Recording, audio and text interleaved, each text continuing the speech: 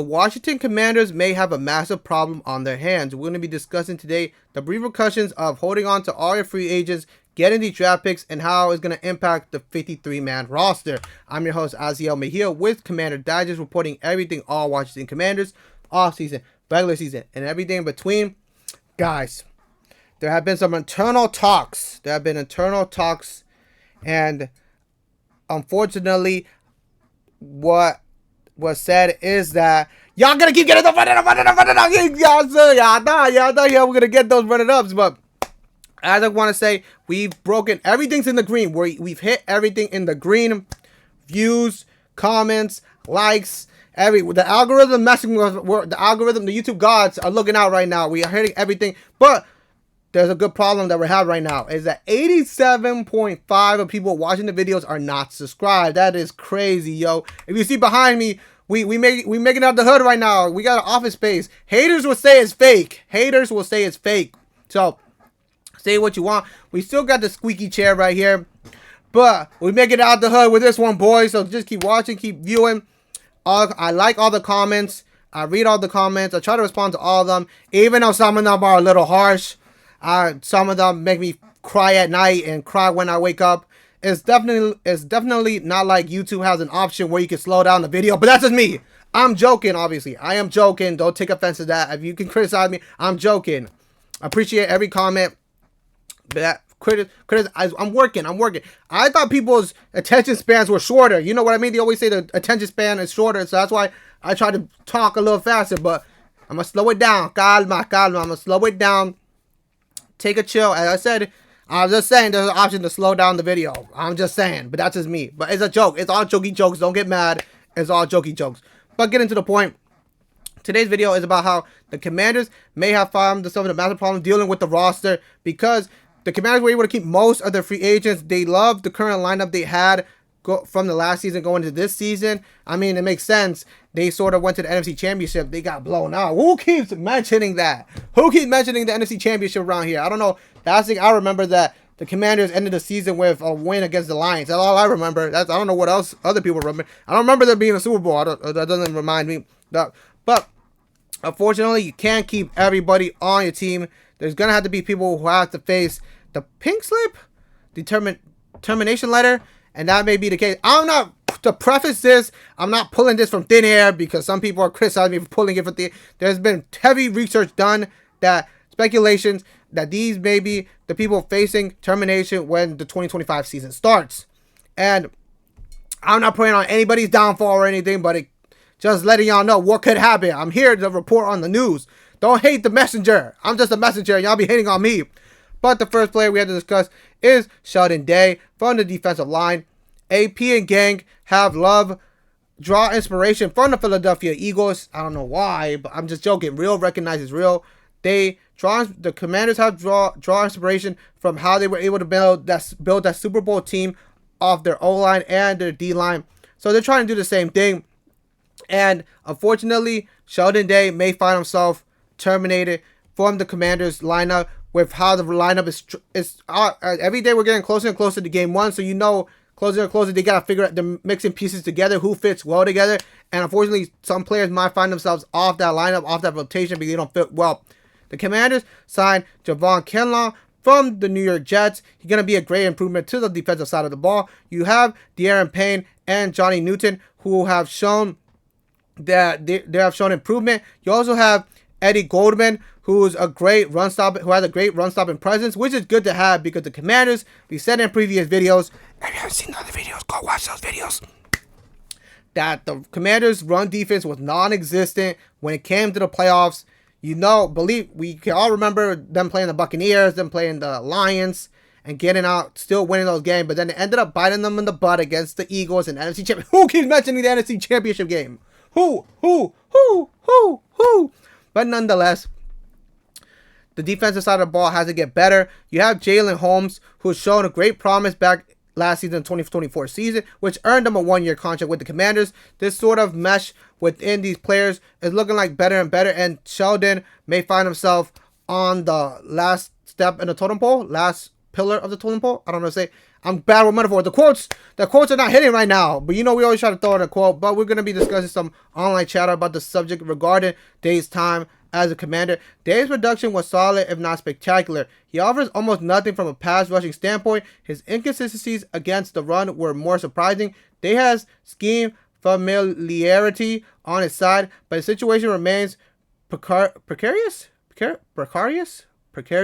That's a new word unlocked. Precarious. If he cannot shine over Holmes and Goldman, there's a good chance he'll go into the practice squad or be removed from the equation entirely. Just to break down the quotes, as I said, shout out Dean Jones from Rigo's Rags. These all are quotes from him, from the next couple players. But it makes sense with the consistent storyline for the Commanders this offseason, trying to get a star pass rusher for this team after you lose Dante Fowler Jr. to the Cowboys. Jonathan Allen leaves, so you need some people to step up, and it may look like Day doesn't find himself in that situation. He's not good at the pass rush, and consistency with the storyline with the Commanders. The run defense needs to be there, and the run defense is not there with him, so he could find himself out the rotation. Another player we're going to be discussing is Kavon Seymour, cornerback for the Commanders, who could also be on the chopping block. We have discussed the cornerback position before in multiple other videos with rumored trades, rumored signings. Go watch those if you haven't. They're on the channel. But most of these positions, you have players that are these different rooms within positions, it's getting pretty stacked. So you gotta, as I said, this is how it impacts the 53 men. There's only 53 men that can get hired based off positions. It's a little different. You gotta fill out every position. But the Commanders cornerback, we discussed it before in previous videos. Previous videos that the cornerback position within the Commanders has been lackluster, but they have found a solution. They are finding consistencies, and unfortunately for Seymour, for Kevon, that could be a case where he just doesn't get signed. I mess up a lot with his name. Let me preface this right now. Noah Igbenagumi. Noah Igbenagumi. I think I'm pronouncing that right. Don't come for me in the comments. I tried. We have a ton of names here. So he has signed a one-year deal, so it doesn't look like he's going anywhere anytime soon. They signed two-time Super Bowl cornerback Jonathan Jones. Yes, we discussed in the previous video. Go watch those videos. You draft Trey Amos in the second round of the draft that just happened, showing improvement, showing to be a steal for the Commanders. You get Marshawn Lattimore, a fully healthy Marshawn Lattimore. As I said, the kids, the TikTok brain rot kids. That's why I be talking fast, because I be thinking the TikTok brain rot kids be the only ones watching this. So they're gonna call him Unk. They're gonna call him Unk, and that he's injury prone because he did come. But you gotta give credit to Marshawn Lattimore. He was hurt throughout last season.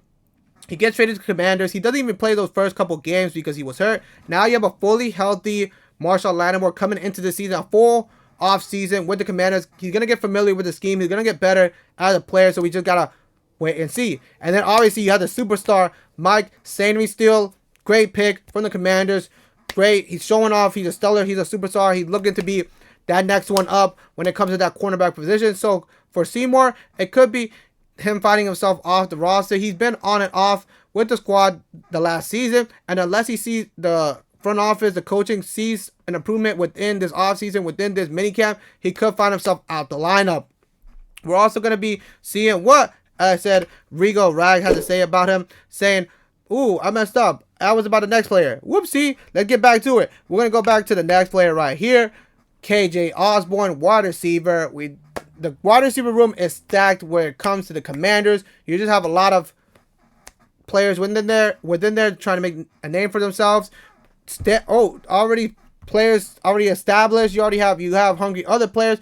And I said, there's just a ton of them in between. You have Scary Terry, who's going to be a number one option when it comes to being the wide receiver. Deebo Samuels, you get through trades. You have rookie Jalen Lane. We talked about it.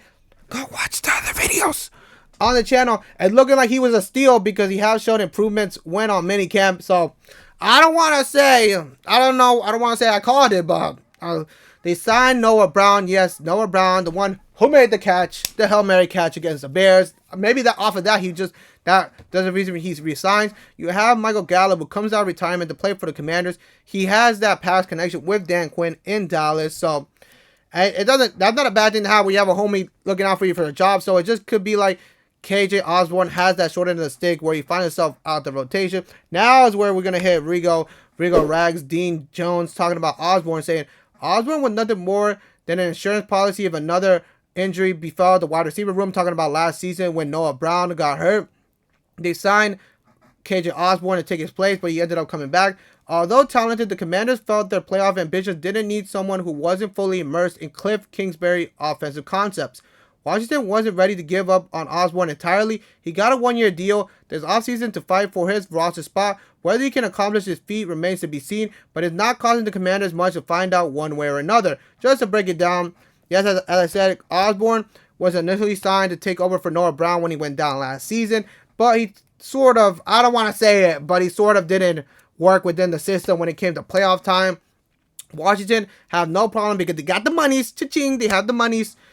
They offer him a one-year deal to fight for that roster spot, and if it doesn't work out, it won't cost the Commanders much to either keep him or cut him. Unfortunately, like I said, that's a part of the business when it comes to playing for a football team. You're not going to be able to keep everybody, you're not going to be able to sign everybody, and that's unfortunately the case right here with KJ Osborne. We're also going to look at Chris Paul. No, you heard that right. No, not the Spurs point guard. We're talking about Chris Paul off the O-line, who's also speculation to be cut before the 2025 season. And it's just a lot of things. Red flags for him right now is you trade for Laramie Tunsil, best offensive lineman in the game. You go get him. Going to be a game changer for the team. You draft Josh Connolly Jr. with your first round pick. He's going to be an instant starter in that right tackle position. And then you also have guys like Andrew Wiley. You have Brandon Coleman. You have Nick.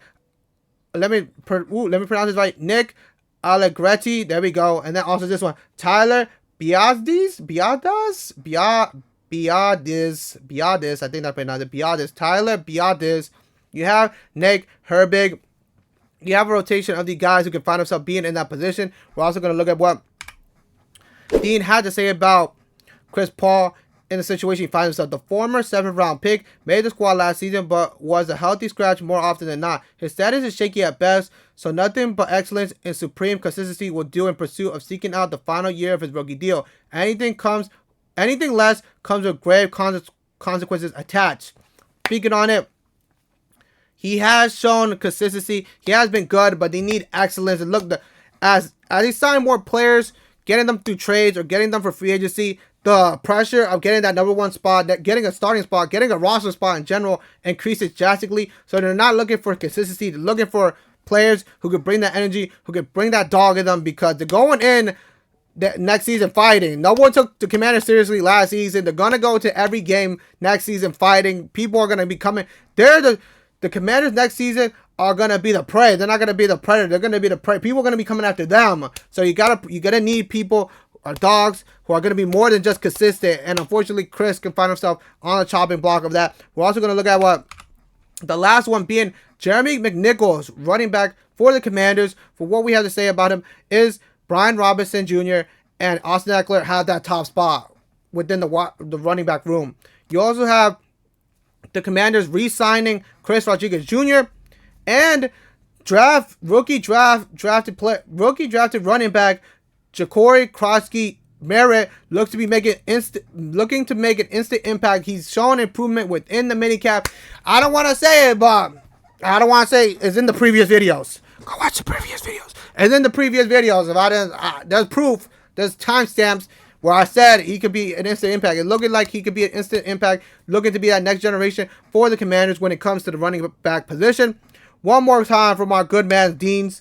What did Deans have to say about it? McNichols is a number 3 option currently. His status is largely dependent on how quickly Krosky Merritt picks things up and how many running backs the Commanders take through onto the 53-man roster. If those in power like what they see from the rookie and Rodriguez takes another step forward, the former 5th-round pick could be outside looking in.